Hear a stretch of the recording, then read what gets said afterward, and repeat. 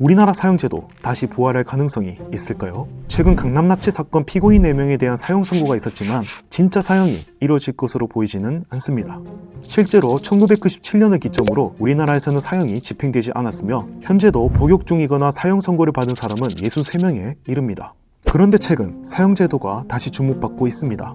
연이은 칼부림 사건은 물론 김길태, 유영철, 조두순 등 강력 범죄가 계속 발생하면서 사형제도 부활에 대한 국민 정서가 높아지고 있습니다. 사형을 다룬 드라마 국민사형투표도 큰 인기를 끌고 있죠. 그런데 왜 우리나라는 사형 집행을 하지 않을까요?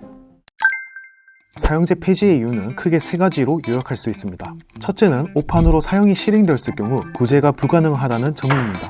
미국을 예로 들면 사형수 중 약 4.1%가 무죄일 것으로 추정되고 있으며 1.8%만이 무죄가 입증된 것으로 나타나고 있습니다. 둘째는 국가가 개인의 생명권을 박탈할 권리가 없다는 점을 들 수 있습니다. 인권위가 사형제도 폐지 의견을 제출한 내용을 보면 국가는 인간의 기본권을 보장할 의무만 있을 뿐 박탈할 권한은 없다고 보는 게 타당하다고 합니다. 마지막으로 사형제도가 중대범죄 예방에 효과가 적다는 통계가 있기 때문입니다. 2003년 미국 평균 살인율을 보면 사형제가 없는 주에서 10만 명당 4.02명이었지만 사형제가 있는 주에서 10만 명당 5.71명이 살인을 저질렀습니다. 오히려 사형제가 있는 곳에서 사형이 더 많이 일어난 겁니다. 캐나다는 사형제를 폐지하고 27년 동안 살인율이 44% 떨어졌습니다.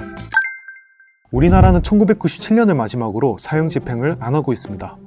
1998년 2월 민주당계 소속 김대중 전 대통령이 정권을 잡았기 때문입니다. 실제로 김대중 전 대통령은 사형제 폐지 공약을 걸고 당선됐으며 2007년 사형 폐지 국가 선포식에 참여하기도 했습니다.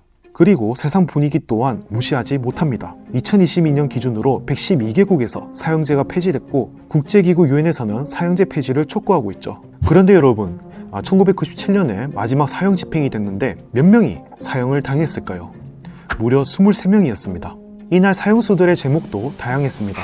여의도 광장에서 훔친 차량으로 돌진해 어린이 등 23명의 사상자를 낸 시각장애인 김용재, 누군가가 살고 있는 집에 방화를 저지른 김정석, 가족 포함 5명을 독살한 대한민국 2번째 여성 연쇄살인마 김선자 등이 있었죠.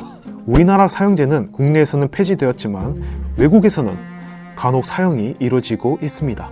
놀랍게도 2달 전인 8월에 한국인 마약 사범이 중국에서 사형을 당하기도 했습니다. 다소 논란이 있었지만 외교부 관계자는 한중 관계와는 상관이 없는 것으로 판단하고 있다고 밝혔죠. 최근에는 전국적으로 칼부림 사건 등으로 인해 사형제에 대한 여론이 변화하고 있습니다.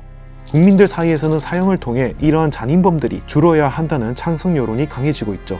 이에 법무부에서는 가석방 없는 무기형을 검토하는 등 사형제에 대한 다양한 의견이 제기되고 있습니다. 사형제 폐지에 대한 전 세계적인 논란과 우리나라 내부에서의 여론 변화를 고려했을 때 사형제도가 다시 부활할 가능성은 현재로서는 불분명합니다. 하지만 여전히 뜨거운 감자임은 분명하죠. 논란이 많은 사형제도 과연 정말 부활하는 날이 올까요?